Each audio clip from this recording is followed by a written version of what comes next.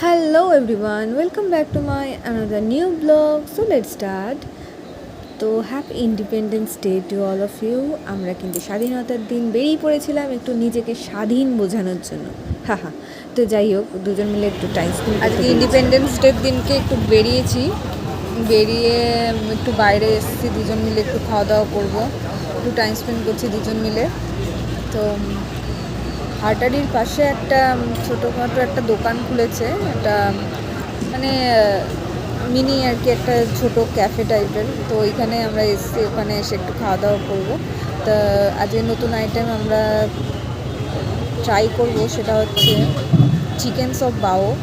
And না চলে এসছে আমাদের মেনু চিকেন সপ বাও। এটা কিন্তু কোরিয়ান ডিশ, আর এটা কিন্তু বেশ ভালোই ছিল। আর দেখো এর অবস্থাটা, দেখো এত মানে লাজুক, কিছুই বলতে পারছে না। আমি কিন্তু বারবার জিজ্ঞেস করছি, হাসছে সব করছে, কিন্তু কথা তার মুখ থেকে বেরোচ্ছে না। কি অবস্থা! স্বাধীনতার দিন একটু স্বাধীনভাবে কথাও বলতে পারে না এই লোকটা। দূর দূর, ভালো লাগে না ব্যাং। তো যাই হোক, আমি কিন্তু একটুখানি এক্সাইটমেন্ট ছিল এই নতুন ডিশটা ট্রাই করার জন্য। তো এবার আরেকটা দেখো, এইখানে চলে এসছে ড্রামস অফ হেভেন, নামের তো বাহার বড়ই। তো এবার খাচ্ছে হলো আমার মিস্টার শুভ্রদীপ। তাই এবার আমিও একটুখানি খেয়ে নিলাম। খেয়ে দেখছি যে এই দেখি নান পাউরুটির মধ্যে চিলি চিকেন টস করে ভেতরে ঢোকানো, আর নাম দিয়ে দিয়েছে চিকেন সপ বাও। এই কোরিয়ানরা এত সহজ রান্না খায়, আমি তো জানতামই না।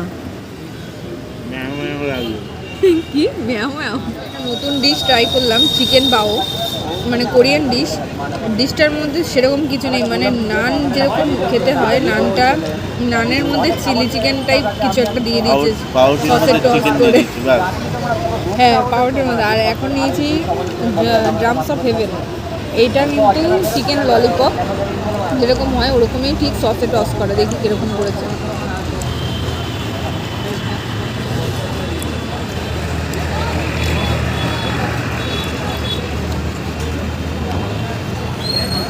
একটা স্মোকি ফ্লেভার আছে, খারাপ না।